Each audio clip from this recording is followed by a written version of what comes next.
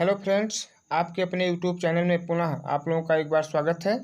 आज की video summary of the lesson Nelson Mandela long walk to freedom पे होने वाली है, जो परीक्षा के दृष्टिकोण से बहुत ही मोस्ट इम्पॉर्टेंट है। आगे हम बढ़ते हैं समरी की तरफ। यह अध्याय दक्षिण अफ्रीका के पहले अश्वेत राष्ट्रपति नेल्सन मंडेला, जिनका जन्म 18 जुलाई 1918 को हुआ था, उनकी आत्मकथा से लिया गया है। अब आप सभी लोग नेल्सन मंडेला के बारे में अपने चैप्टर में पढ़ ही चुके होंगे, लेकिन हमें समरी बताना है जो बोर्ड एग्जाम के लिए मोस्ट इम्पॉर्टेंट है। तो ये उन्हीं के आत्मकथा से लिया गया है और इसकी शुरुआत उनके उद्घाटन समारोह के विवरण से होती है, जो 10 मई 1994 को हुआ था, जहां पर कई अंतर्राष्ट्रीय नेताओं के साथ पूरे देश ने नव और निष्पक्ष रूप से निर्वाचित सरकार की जीत को गले लगाया था। अब वहां पर सबसे पहले बहुत बड़ा संघर्ष हुआ था। आप लोगों ने उस चैप्टर को अच्छे से अगर पढ़ा होगा तो आपको पता होगा, बहुत बड़ा संघर्ष हुआ था। उसमें श्वेत और अश्वेत की, जिसको हम अपार्थीड के नाम से जानते हैं, रंगभेदी राजनीति, यानी गोरे काले का भेद भाव जो है वहाँ पर बहुत ज़्यादा व्याप्त था। जब गोरों की सरकार थी वहाँ पर, तो काले यानी सांवले लोगों के साथ में बहुत ही बुरा व्यवहार किया जाता था। तो उसी पर जो है ये समरी इसकी जो है ली गई है। तो कई नेताओं को जो है वहां पर आमंत्रित किया गया। पूरे देश ने मिल करके निष्पक्ष रूप से निर्वाचित सरकार की जीत की जो है सराहना किया और उसमें विदेशों से, नाइबर कंट्रीज से बहुत सारे लोग उपस्थित हुए थे उस शपथ समारोह को देखने के लिए। और इसमें नेल्सन मंडेला के साथ में 2 उपराष्ट्रपतियों के द्वारा उनका भाषण हुआ और उसके बाद में उन्होंने शपथ भी ग्रहण किया था। तो उसमें प्रथम उपराष्ट्रपति जो थे वो थे ताबो मैकी और द्वितीय उपराष्ट्रपति जो थे वो मिस्टर डी क्लर्क। उन्होंने भी नेल्सन मंडेला के साथ में शपथ ग्रहण किया था। और उस समय जब शपथ ग्रहण समारोह हो रहा था, तो अकॉर्डिंग टू नेल्सन मंडेला, यानी नेल्सन मंडेला के अनुसार, जब पहले उनको जो है विभिन्न प्रकार के शो करने के लिए रोका जाता था, आज पुनः वही दिन आ गया कि जो उनके विरोध में होती थी पुलिस और जो भी कुछ प्रक्रियाएं वहाँ होती थीं वो सब उनके विरोध में रहती थी। लेकिन आज जब वो राष्ट्रपति के रूप में चुने गए तो उनके ऊपर जो है हवाई शो होता है और विभिन्न प्रकार के जेट प्लेन जो है जहाँ पर वो शपथ ग्रहण कर रहे थे उनके ऊपर मंडराते हुए दिखाई देते हैं। और इस प्रकार से वो दिन बहुत पहले 20वीं सदी के पहले दशक में श्वेत वर्चस्व में रंगभेद की व्यवस्था शुरू की थी और सांवली त्वचा वाले आबादी के लिए जीवन को बिल्कुल नरक बना दिया था। इसमें दुनिया के सबसे अमानवीय समाजों में से एक को जन्म दे दिया था। यानी वहाँ पर जो गोरे लोग थे वो काले लोगों पर बहुत ही जुर्म उठा रहे थे। लंबे संघर्ष के बाद में नेल्सन मंडेला जी के द्वारा वहाँ पर प्रथम ऐसे राष्ट्रपति या ऐसे शासक को अवसर मिला जिसने सारे भेदभाव को दूर करने का संकल्प लिया हो। और उसके बाद में इसने दुनिया के सबसे अमानवीय समाजों में से एक को जन्म दे ही दिया था। तो कई लोगों ने बुनियादी मानवाधिकारों के लिए संघर्ष और बलिदान भी दिया था। लेखक ने उन सभी स्वतंत्रता सेनानियों को धन्यवाद देने की इच्छा व्यक्त की जो उस पतझड़ के दिन को देखने के लिए जीवित नहीं रह सके थे। अब उसमें जब ये संघर्ष शुरू हुआ था तो दक्षिण अफ्रीका के बहुत सारे नौजवान साथियों के द्वारा वो जो संघर्ष में प्रतिभाग कर रहे थे, हिस्सा ले रहे थे, बहुत सारे लोगों को अपना जान भी देना पड़ा, उन्होंने अपने देश के लिए अपनी कुर्बानी दे दिया था। तो उन्हीं की बात किया जा रहा है कि वो इस पतझड़ को देखने के लिए जीवित नहीं बचे थे, क्योंकि वो रंगभेद की जो व्यवस्था थी, गोरे कालों का जो भेदभाव था, उन सभी ने वहाँ के लोगों का बिल्कुल जीवन नरक बना दिया था। तो इस प्रकार से बहुत सारे लोगों ने वहाँ पर भी जो स्वतंत्रता की लड़ाई लड़ी गई थी, बहुत सारे लोगों ने अपने प्राणों की आहुति दे दिया और ये बताया गया कि संघर्ष का जो अंतिम परिणाम होता है बहुत ही सुखद होता है। उन लोगों ने काफ़ी दिनों तक संघर्ष किया और अंततः उनको इसमें सफलता मिल जाती है। तो उन्हें धन्यवाद देने की इच्छा से जो वहाँ पर लोग एकत्रित हुए थे और जिन्होंने अपने देश के लिए अपने प्राणों की आहुति दी थी, एकत्रित लोगों ने, सभी लोगों ने मिलकर के उनको श्रद्धांजलि दिया शपथ ग्रहण समारोह के ही दिन, और उस व्यवस्था को वहीं पर ध्वस्त करने का संकल्प भी किया कि अब यहाँ पर किसी भी भेदभाव के लिए कोई स्थान नहीं होगा, गोरे और कालों में कोई भेदभाव नहीं होगा।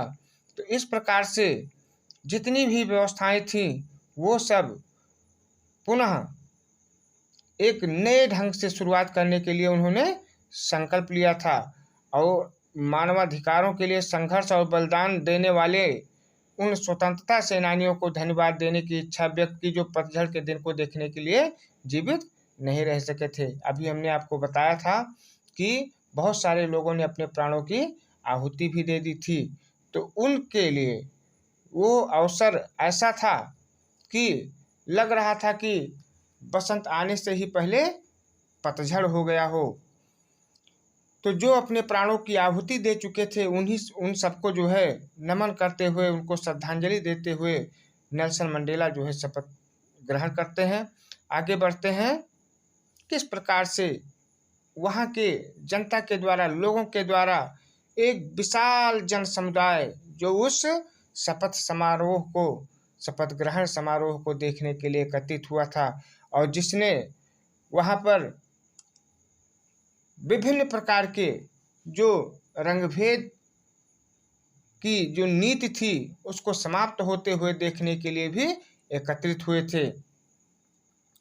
तो आप अगर अच्छे से हमारे इस सारांश को सुन लेते हैं, देख लेते हैं, तो निश्चित रूप से आप जो है आने वाली बोर्ड परीक्षा में जो हर बार जो है 100% इसमें से प्रश्न जरूर पूछे जाते हैं, और यदि सारांश को अच्छे से आप समझ जाते हैं तो बोर्ड एग्जाम में किसी भी प्रकार से अगर प्रश्न आपको जो है घुमा फिरा करके पूछा जाएगा तब भी आपको कोई परेशानी होने वाली नहीं है। तो आगे बढ़ते हैं। उन्होंने नागरिकों को देश की सबसे बड़ी संपत्ति बताया।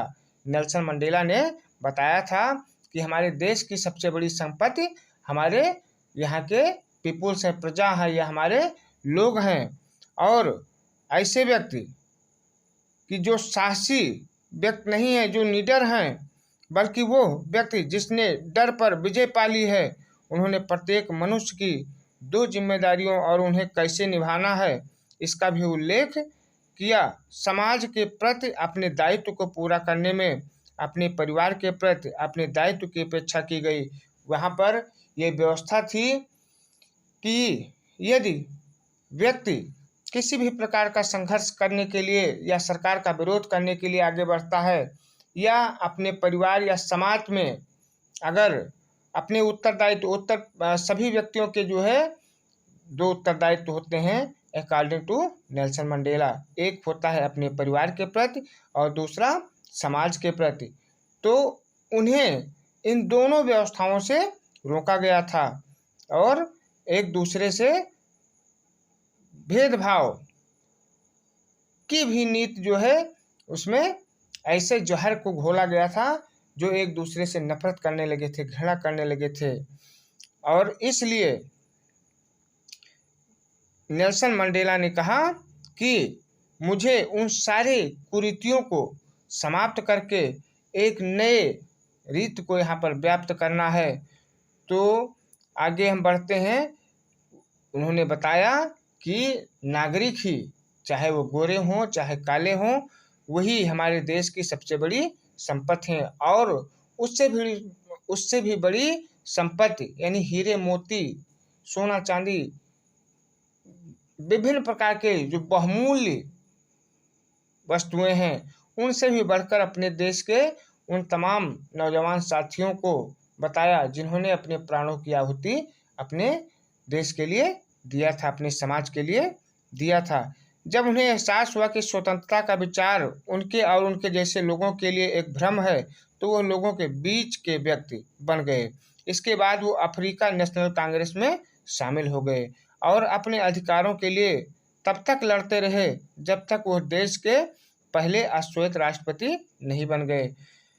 तो मित्रों, आपने उस समरी को अगर पढ़ा होगा, उस चैप्टर को पढ़ा होगा, तो समरी आप समझ रहे होंगे कि उन्होंने किस प्रकार से संघर्ष किया था। ये मामूली संघर्ष नहीं किया था। जब उस देश में यानी दक्षिण अफ्रीका में विभिन्न प्रकार से उनको जो है प्रताड़ित किया जाने लगा, इन्होंने संघर्ष को नहीं छोड़ा, आगे बढ़ते रहे। उनको जेल भी जाना पड़ा, लगभग 30 वर्षों तक वो जेल में रहे। और उसके बाद में जब पुनः कदम कदम पे उनको रोका गया, लेकिन ये उसी व्यक्तियों के बीच में रह करके हिल मिल करके और अपने संगठन को आगे बढ़ाते रहे नेशनल कांग्रेस के द्वारा। और उसके बाद में ये तब तक संघर्ष करते रहे जब तक कि ये दक्षिण अफ्रीका के राष्ट्रपति नहीं बन गए। तो इनको बहुत लंबे समय तक अपने जो है संघर्ष को जारी रखना पड़ा। और उसके बाद में फिर वो ऐसा समय आया कि जब ये उन सारे बुराइयों पर विजय प्राप्त कर लिया और ये दक्षिण अफ्रीका के राष्ट्रपति बन गए। किस प्रकार से संघर्ष किया आप लोगों ने चैप्टर में अच्छे से पढ़ा होगा। उनके अनुसार उत्पीड़क उतना ही कैदी है जितना कि उत्पीड़िता। जैसे ही पहला व्यक्ति उत्पीड़ितों में से उनकी स्वतंत्रता छीन लेता है और वह स्वयं अपनी मानवता से वंचित हो जाता है, इस प्रकार उत्पीड़क भी स्वतंत्र नहीं है। इन्होंने बताया कि जिस प्रकार से एक व्यक्ति दूसरे को उत्पीड़ित करता है और उसकी स्वतंत्रता को समाप्त कर देता है, आज भी वही होता है कि व्यक्ति अगर अपने किसी लोभ या लालच में पड़ जाता है तो वो दूसरे की स्वतंत्रता को भी समाप्त करने का प्रयास करता है, उसके धन को हड़प लेने का प्रयास करता है। और इसलिए उन्होंने ये कहा कि ये व्यक्ति जो दूसरे के लिए, जिसे आप गांव में कहा जाता है कि जो दूसरे के लिए गड्ढा खोदता है वो भी स्वयं गड्ढे में गिर जाता है, तो वो भी जो है कह रहे हैं कि वो भी व्यक्ति स्वतंत्र नहीं रह पाता है। और उसके बाद में आप लोगों को बीच में मुझे बताना पड़ रहा है कि आप वीडियो को बिना स्किप किए अगर देखेंगे तो निश्चित रूप से इस सारांश को समझ जाएंगे और अपने प्यार और स्नेह को हमारे चैनल पर बनाए रखें। अगर अभी तक मेरे चैनल को सब्सक्राइब नहीं किया है तो हमारे चैनल को आज ही अभी सब्सक्राइब कर लीजिए, जैसे आपको मोस्ट इम्पॉर्टेंट वीडियो जो बोर्ड परीक्षा से संबंधित है आपके चैनल पर, आपके मोबाइल फ़ोन पर उपलब्ध होती रहे और आप अच्छे से पढ़ते रहें, समझते रहें, जिससे आपको बोर्ड परीक्षा में किसी भी प्रकार की परेशानी न हो। तो ये उस समय वहाँ पर जो भी क्रियाएं घटी उन सभी का सामना किया और अंत में विजय नेल्सन मंडेला की हुई। आप लोगों से पुनः मैं एक बार बताना चाहता हूं कि मेरे चैनल को ज़रूर सब्सक्राइब कीजिएगा। आपको अच्छी से अच्छी वीडियो मिलती रहेगी।